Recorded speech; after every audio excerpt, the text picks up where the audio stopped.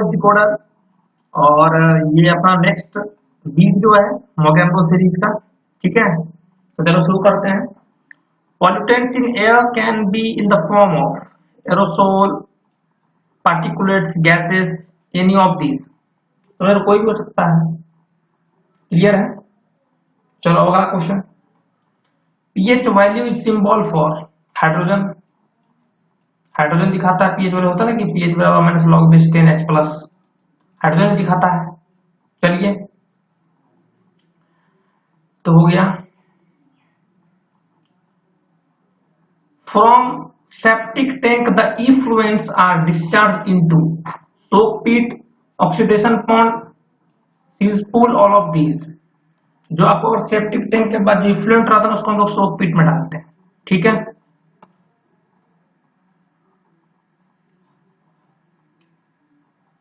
Pollution of river or stream is indicated by increasing.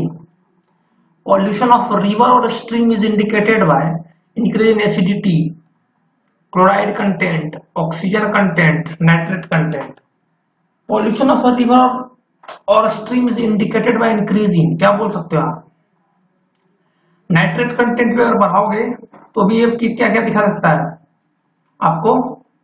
ये दिखा सकता है कि हमारे में पॉल्यूशन ऑफ रिवर हो सकता है, क्योंकि नाइट्रेट कंटेंट अगर बढ़ाओगे न्यूट्रिशन तो देख रहे हो ना, यूट्रोफिकेशन होने का बहुत चांस रहता है, ठीक है।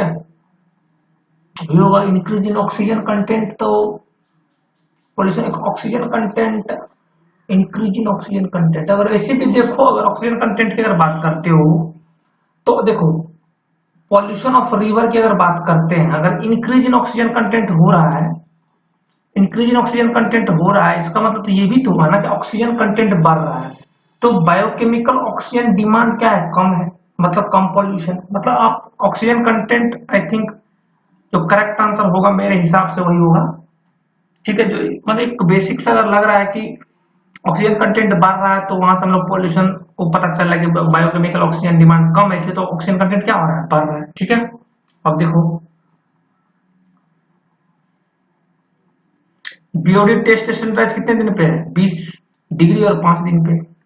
BOD for 5 days at 20 degree C, BOD for 5 days 5 दिन के लिए होता है, ठीक है। Best coagulant for removing the colour of water, lime होता है। Secondary treatment of sewage is carried out by the use of screens, grid chambers, trickling filter, ठीक है। Air pollutant common to urban environment is sulphur dioxide, particulate matter, hydrocarbon, all of this सब हो जाएगा।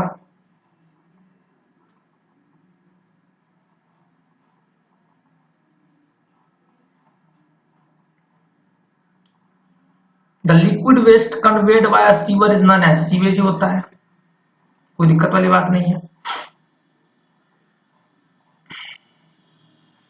क्या reinforced cement concrete is equally strong in taking tensile and compressive stress, tensile and shear stress, compressive and shear stress, tensile, compressive and shear stress?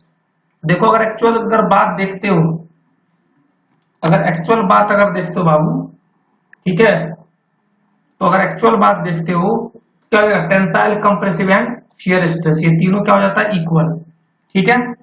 चलो अब बात कर लेते हैं आगे।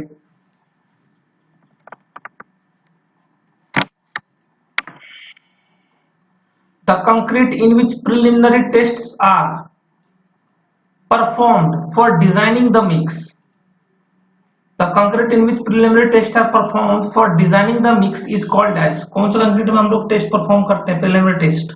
Rich concrete, controlled concrete, lean concrete, ordinary concrete. तो controlled concrete इसका correct answer होगा, controlled concrete. The concrete in which preliminary tests are performed for designing the mix is called as controlled concrete. Water cement ratio usually expressed in liters of water required per bag of cement, kg of cement, both है and भी ये हो जाएगा per bag of cement, liters of water required per kg bag of cement, ठीक है।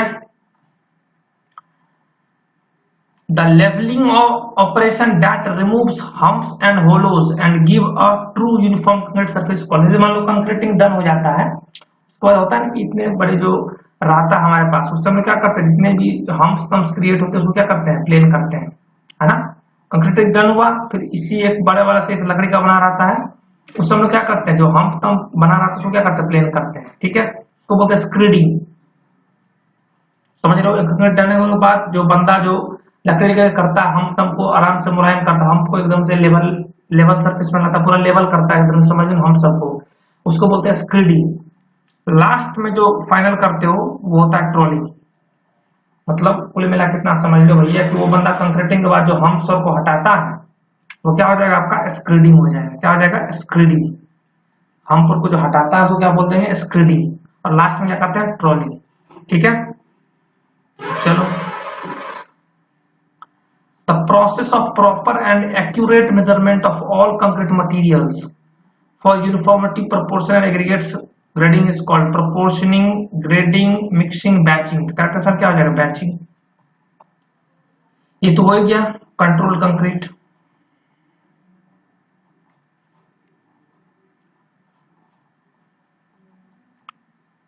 कह रहा question, ये कह रहा था क्वेश्चन में, insufficient quantity of water makes the concrete mix hard, makes the concrete mix unworkable, both A and B.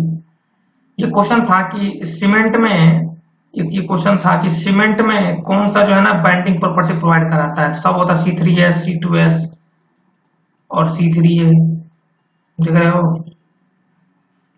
तो भैया C3A सबसे पहले वाटर से रिएक्ट करता है, C3A सबसे ज्यादा हीट निकालता है, अल्टीमेट स्ट्रेंथ C2S प्रोवाइड कराता है। ठीक है, चलो। लेवलिंग ऑफ हम्प्स, तो स्क्रीडिंग बोल देते हैं इसको। यही तो constituents of cement which acts as binder, क्या हो जाएगा, सब हो जाएगा। क्लियर है, जैसा मैंने बताया आप लोगों को। The function of aggregates in concrete to serve as binding material, ये फिल्टर नहीं होगा, फिलर होगा यहाँ पे। Filler, catalyst, all of this, तो फिलर का तरह काम करता है। For heat and sound insulation purpose we shall use, अगर हीट और साउंड इंसुलेशन पर्पस है तो हम लोग कौन सा कंक्रीट यूज करेंगे, एक वैक्यूम कंक्रीट है, एक एयर इंटरेंट कंक्रीट और एक सॉडस्ट कंक्रीट है। अगर हीट एंड साउंड इंसुलेशन अगर पर्पस है तो हम लोग एयर इंटरेंट कंक्रीट और सॉडस्ट दोनों यूज कर सकते हैं। अगर heat and sound insulation purpose है तो we must use air entrained concrete और sawdust concrete. I think B और सी करेक्ट आंसर होना चाहिए, यहाँ पे सी होना चाहिए तब करेक्ट हो जाता। एयर इंटरेंट कंक्रीट और सॉडस्ट कंक्रीट ये दोनों करेक्ट हो जाता है, इसका करेक्ट आंसर बी और सी, यहाँ पे सी होना चाहिए था। ठीक है, दोनों एयर इंटरेंट कंक्रीट और सॉडस्ट कंक्रीट क्या होता है, हीट और इंसुलेशन पर्पस के लिए हम लोग यूज कर सकते हैं। ठीक है, चलिए अगला क्वेश्चन देखते हैं अपन। The cement concrete in which high compressive stresses are artificially induced before its actual use. समझ रहे हो ना, पहले से ही भैया स्ट्रेस दे दिया जाता है तो क्या बोलते हैं, प्री स्ट्रेस सीमेंट कंक्रीट, और क्या बोलेंगे। In RCC beams the shear reinforcement is provided in the form of vertical stirrups, bent up bars, internal stirrup, सब फॉर्म में प्रोवाइड करते हैं अपन।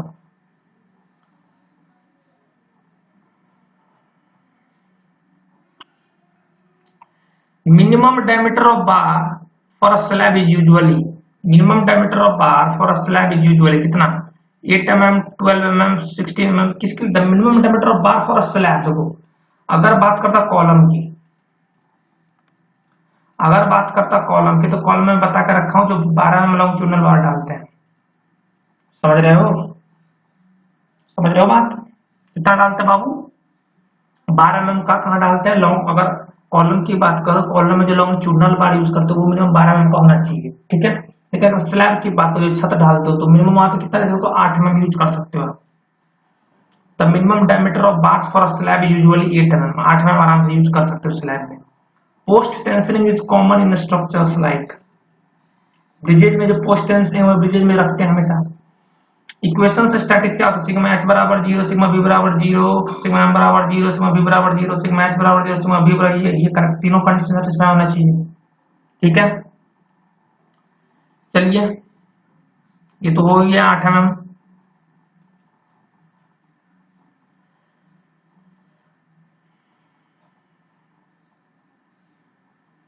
Poisson ratio for concrete is approximately, देखो ऐसे concrete का पॉइजन रेशियो 0.1 से 0.2 होता है। वैसे अगर कंक्रीट का पॉइजन रेशियो देखिए तो वो 0.1 से 0.2 होता है। ये स्टैंडर्ड कंक्रीट का पूछ रहा है, तो स्टैंडर्ड कंक्रीट के बाद 0.15 होता है। तो Poisson ratio for concrete is approximately 0.15 आप बोल सकते हो। ठीक है, ठीक है, चलो। The slab which directly rests on columns without aid of any beam is known as flat slab.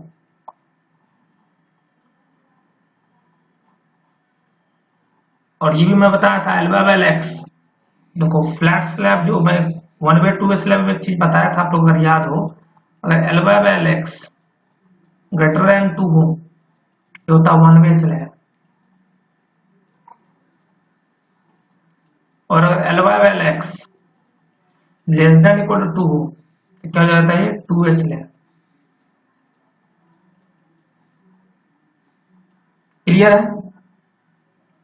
समझ में आ रहा है सबको बात? L/X ग्रेटर देन 2 है तो 1 वे स्लैब हो जाएगा, L/X ग्रेटर देन 2 है तो 1 वे स्लैब हो जाएगा, और L/X less than equal to 2 है तो 2 वे स्लैब हो जाएगा। क्लियर है, चलो क्वेश्चन देखते हैं हमारा ये क्या है, क्वेश्चन देख लेते हैं। If the preliminary dimensions of the sections are changed relatively, the analysis can be modified fastly.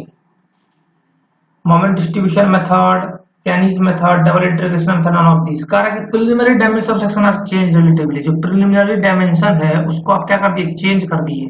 तो एनालिसिस किसके द्वारा करोगे? अगर preliminary dimension को चेंज कर दिया जाता है, जो एनालिसिस हम लोग करते हैं वो कैनिज मेथड से करते हैं। किस मेथड से करते हैं? कैनिज मेथड। कब करते हैं कैनिज मेथड से एनालिसिस? जब प्रिलिमिनरी डायमेंशन रिलेटिवली क्या हो जाए, चेंज हो जाए, तब हम लोग एनालिसिस करते हैं। वो किस मेथड से करते हैं? कैनिज मेथड से।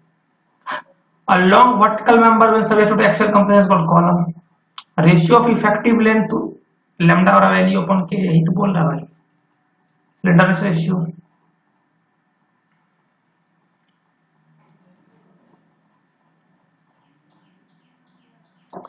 Depth of neutral axis of double four beam section is given by the equation bn square by 2 plus 1.25 m 1.5 m minus 1, ये वाला करेक्ट 1.5 m वाला करेक्ट हो जाएगा।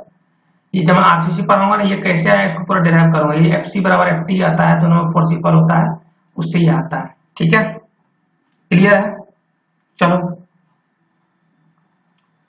आगे क्वेश्चन देख लेते हैं अपन। Major loss of pre stress is caused due to shrinkage of concrete, slip on anchorage, relaxation of steel, सबसे तो होता ही है।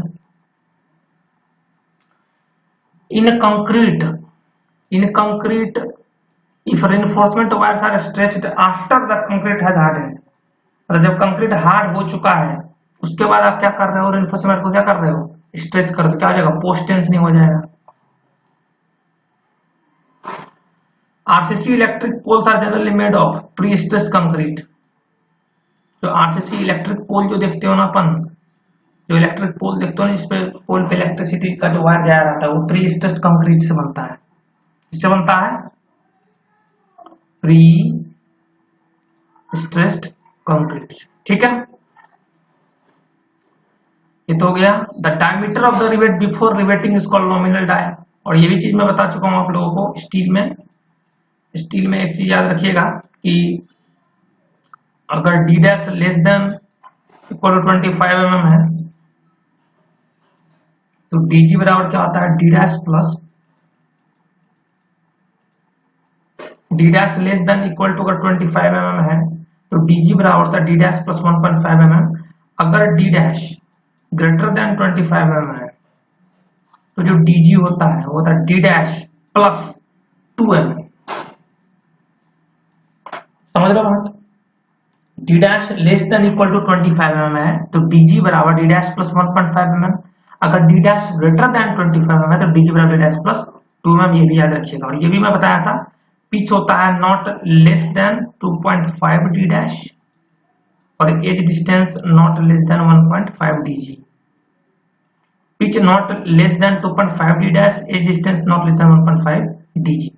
और ये भी मैं बताया था, अगर ये चीज अगर थोड़ा सा रिमेंबर हो आप लोगों को, क्या कि मैक्सिमम पिच भी बताया, टेंशन में होता तो मिनिमम ऑफ 16 टी और 200 mm, कंप्रेशन में होता तो मिनिमम ऑफ 12 टी और 200 mm। ठीक है, ये भी बताया था आप लोगों को। ये भी बताया था, अगर मान लो कि डायनेमिक लोडिंग लग रहा हो, जो स्ट्रक्चर स्टील होता है उसमें स्ट्रेस इंक्रीज करता है 33.33% से, और डायनेमिक लोडिंग की कंडीशन होती है तो, और जो मान लो रिवेट सब होता है उसमें इंक्रीज करता है किससे 25% से, मतलब स्ट्रक्चर में इंक्रीज कर जाता है 33.33% से, इसमें 25% से।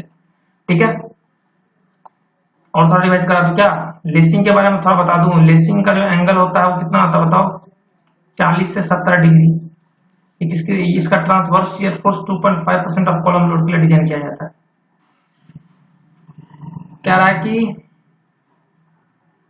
Coulomb's earth pressure theory is based on following assumptions: the backfill is situated cohesionless soil। देखो सबसे पहले Coulomb's theory आया, फिर Rankines theory, तो Coulomb's theory बना dry and cohesionless, the backfill is situated cohesionless, गलत हो जाएगा, यहाँ situated जब ड्राई होना चाहिए, गलत हो गया। The position and the line of action of the earth pressure are none, सही बात है। The sliding wedge is considered to be rigid body, सही बात है। The failure surface is a continuous non-plane surface, गलत, ये plane surface होता है। तो 2-3 से करेक्ट आंसर हो जाएगा, 2-3। ठीक है, radius of gyration of a cased beam is equal to, ये आपको रिमेंबर रखनी है, radius of gyration of cased beam is equal to हो जाता है b+100, तो सब में होगा ही होगा। Radius of gyration of cased beam is equal to 0.4 times b+100 mm, समझ रहे हो, क्या हो जाएगा 0.4 टाइम्स b+100 mm। क्लियर है, चलो अगला।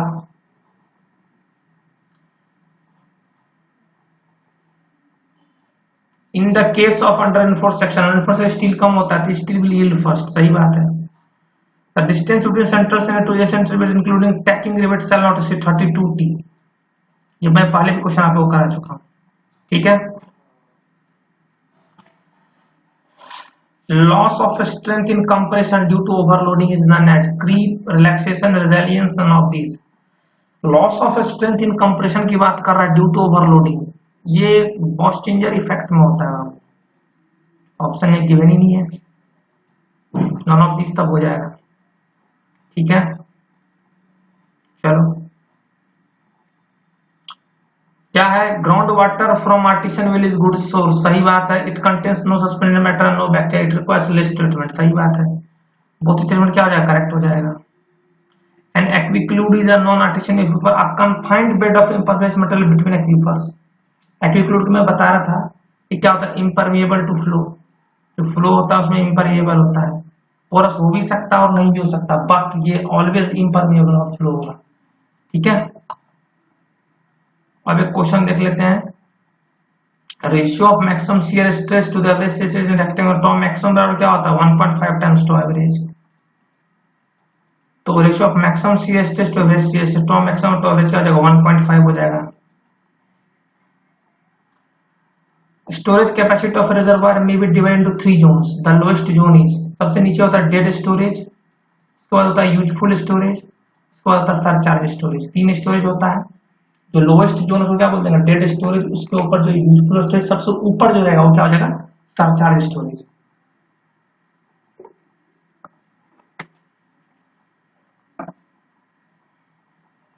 ठीक है, अब देखो ध्यान से, डिकन्स फार्मूला कहाँ यूज करते हैं, डिकन्स फार्मूला नॉर्थ इंडिया में यूज करते हैं, डिकन्स फार्मूला नॉर्थ इंडिया में यूज करते हैं, डिकन्स फार्मूला नॉर्थ इंडिया में यूज करते हैं या सेंट्रल इंडिया में यूज कर सकते हो, और रिम्स फार्मूला जो होता है उसको साउथ इंडिया में यूज करते हैं, साउथर्न इंडिया में, बस इतना याद रखो, डिकन्स को नॉर्थ इंडिया में यूज करते हैं।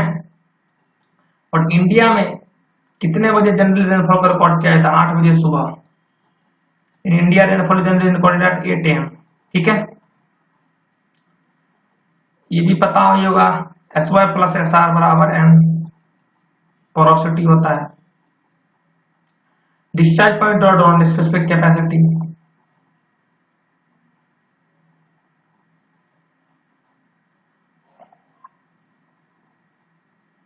For the same shear force maximum shear stress developed in circular section is lesser than the rectangular section, सही बात है। Circular section stronger than shear, सही बात है, दोनों सही बात है। ठीक है,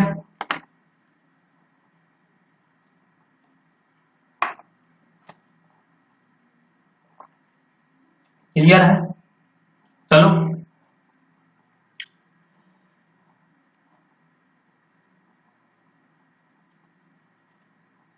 The stress at which extension of material takes place more quickly as compared to the increase in load, yielding point.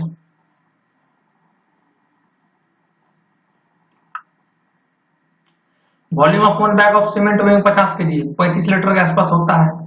इसके ये करेक्ट आंसर करेक्ट हो जाएगा। Sea sand used in structure called dampness, efflorescence, disintegration, all of this correct है। Failure of a ductile material is best explained by distortion energy theory, सही बात है। Which of the following methods of structure is force method? Slope deflection नहीं है, force method, sir displacement method है। Column analogy method जो है ना force method है। The number of external bricks required for 1 metre cube of brick, 1 metre cube brick में कितना होता है? 500 ब्रिक होता है। स्टैंडर्ड साइज ऑफ मेजर कितना होता है? 19 गुना 9 गुना 9, 19 गुना 9 गुना 9। रीचेक रेसिप्रोसिटी किस लिए यूज करते हो? साउंडनेस टेस्ट के लिए यूज करते हो। The property of virtue which lime sets under water is known as hydraulicity. देखो एक होता है फैट लाइम, एक होता है हाइड्रोलिक लाइम, एक होता है लीन लाइम या पुअर लाइम। फैट लाइम में जो इम्प्योरिटी होता है लेस देन 5% होता है, हाइड्रोसिटी में 10 से 30% होता है, इसमें ग्रेटर देन 30% होता है। ठीक है। Hardest rock is marble, diamond, talc, quartz. तो हार्डेस्ट रॉक क्या हो जाएगा? डायमंड हो जाएगा। ठीक है। Plastic asphalt is used as a water proofing layer over proof a mixture of cement and asphalt. जो प्लास्टिक असफाल्ट होता है वो क्या होता है? A mixture of cement and asphalt, that would be क्या? Plastic asphalt. ये तो हो गया था स्टैंडर्ड साइज में ब्रिक हो गया था। Rock generally use for roofing, roofing के लिए याद रखना स्लेट यूज करते हैं। बहुत अच्छा क्वेश्चन है, स्लेट यूज करते हैं रूफिंग के लिए। प्लास्टिक असफाल्ट तो बताएं कि सीमेंट और असफाल्ट का मिक्सचर है। The formwork including the props can be rolled from beam, 14 दिन के बाद खोल सकते हो। The quantity of damp proof force is worked on. Quantity की अगर बात करोगे, यूनिट डैम प्रूफ फोर्स तो मीटर स्क्वायर होता है, metre square damp proof force. कुछ टेस्ट है, मिला लो जल्दी से, टेस्ट तो मिला ही सकते हो। एसिड टेस्ट क्या होगा? वेदरिंग क्वालिटी होगा। एट्रेशन टेस्ट क्या होगा? रेट ऑफ वियर होगा। क्रशिंग टेस्ट क्या होगा? कंप्रेसिव स्ट्रेंथ होगा। और इंपैक्ट टेस्ट क्या हो जाएगा? टफनेस हो जाएगा। ठीक है। प्लास्टिक असफाल्ट तो क्लियर ही कर दिए थे। अब brick laid with its length perpendicular to the face of the wall. मान लो ये फेस ऑफ द वॉल है, brick laid with it length perpendicular to the face of the wall, मतलब perpendicular to the face of the wall मतलब ऐसे कुछ lead है तो आपको क्या दिखेगा? केवल हेडर हेडर दिखेगा। हेडर हेडर क्या हो जाएगा? हेडर हो जाएगा। ये क्या है? The construction of a temporary structure required to support an unsafe structure, shoring हो जाएगा करेक्ट आंसर। जो अंडरपिनिंग होता है ये फाउंडेशन में होता है।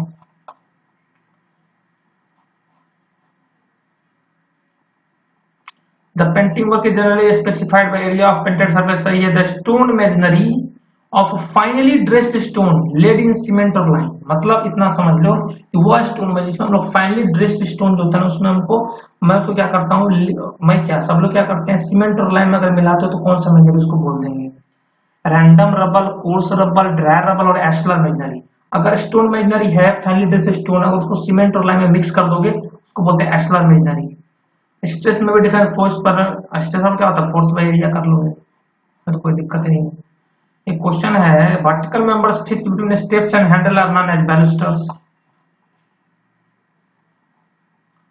ठीक है। कुछ स्ट्रेचर बॉन्ड, हेडर बॉन्ड सब मिलाना है। स्ट्रेचर बॉन्ड क्या होगा? The bond containing all stretchers. Header bond क्या होता है? ये the bond containing alternate course of stretcher and header, English bond हो जाएगा। इंग्लिश बॉन्ड में क्या होता है? इसमें मान लो ये कोर्स है, इसमें मान लो स्ट्रेचर स्ट्रेचर स्ट्रेचर आ गया, अगला जो बॉन्ड होगा उसमें क्या हो जाएगा? Header header header header header header, फिर क्या हो जाएगा? Stretcher stretcher stretcher stretcher. But in the double frames bond in each course you will be having both stretcher and header, stretcher and header, stretcher and header, header and stretcher जो भी है। ठीक। तो stone masonry for finely dressed stone lead in cement और lime, तो एस्लर masonry तो हो ही गया था, एस्लर मेजनरी बोलते हैं। Drop arrow is used in conventional chain survey, measurement along slopes, measurement और मेथड ऑफ स्टेपिंग। तो मेथड ऑफ स्टेपिंग करते हैं ना, वहां हम लोग ड्रॉप एरो यूज करते हैं। ये मेथड ऑफ स्टेपिंग से हम लोग हॉरिजॉन्टल डिस्टेंस मेजर करते हैं, ये हमारे लिए कब कन्वीनियंट होता है। ऑब्वियसली स्टेप से अगर आप मान लो कि मेजर कर रहे हो तो आपके लिए अप हिल बढ़िया रहेगा, डाउन हिल ऊपर जाओगे तो दिक्कत होगा। तो डाउन हिल स्लोप जो होगा वो हमारे जो हॉरिजॉन्टल डिस्टेंस मेजर करोगे मेथड ऑफ स्टेपिंग से, तो ये हमारे ऑब्वियसली डाउन हिल क्या होगा हमारे लिए बढ़िया होगा, आराम से आप उतर सकते हो धीरे धीरे, लेकिन ऊपर में तो दिक्कत हो जाएगा। ठीक है, डाउन हिल इसका करेक्ट आंसर हो जाएगा। For providing a rough foundation the following activities are involved. Ramming foundation with excavation of the soil up to required, पहला तो यही हो जाएगा। रैमिंग ऑफ द फाउंडेशन में दूसरा ये हो जाएगा। Laying the reinforcement of the foundation bed, ये तीसरा ये हो जाएगा। Cutting the cement cut place over reinforcement, pouring the concrete, चौथा ये हो जाएगा, पांचवा ये हो जाएगा। मतलब हो जाएगा ये दूसरा पहला, दूसरा पहला, फिर तीसरा, फिर पांचवा, फिर चौथा, ये करेक्ट आपका आंसर हो जाएगा। ठीक है, in order to measure horizontal angle more accurately than a vernier, तो दो तरीके का मेथड होता है हॉरिजॉन्टल एंगल मेजर करने का, एक होता है मेथड ऑफ रिपीटिशन और एक होता है मेथड ऑफ रिटरेशन। अगर आपको मेजर करना हॉरिजॉन्टल एंगल वर्नियर से बहुत ज्यादा accurate, more accurately than a vernier, तो क्या यूज करना, मेथड ऑफ रिपीटिशन। तो सर मेथड ऑफ रिटरेशन कहाँ यूज करेंगे, मेथड ऑफ रिटरेशन वहां यूज करोगे जब वहां पे कॉमन एपेक्स पॉइंट पे कॉमन पॉइंट से आपको मेजर करना होता है, वहां हम लोग रिटरेशन मेथड यूज करेंगे। तो आप इतना याद रखो, in order to measure the horizontal angle more accurately than a vernier you should be using what, repetition method. Length of long chord 2r sin theta by 2 तो बता ही चुका था, length of long chord 2r sin theta by 2 बता ही चुका था, है ना, 2r sin थीटा बाय 2 बता ही दिया था, क्लियर है। और एक तो कौन था r into 1 minus cos theta by 2, length of पेंडेज हो जाता r tan थीटा बाय 2। ठीक है, the line joining the north and south pole is known as, north और साउथ ट्रू मेरिडियन होगा, है ही नहीं, ट्रू बियरिंग लिखा है नहीं होगा, नॉन ऑफ दीज हो जाएगा correct answer. In order to measure horizontal angle more accurately than a vernier, obviously method of repetition. ठीक है, यहीं तक अपना क्वेश्चन था। ठीक है, signing off, this is Saurabh. अगर मजा आया होगा तो शेयर करना वीडियो को, लाइक करना। ठीक है, फिर मैं कल मिलूंगा आप लोगों से मस्त तरीके से। ठीक है, ओके, चलो बाय, लव यू ऑल। घर में रहना, ज्यादा दूर मत निकलो, खाली पढ़ो, खूब पढ़ो। ठीक है, चलो 1 नंबर, बाय।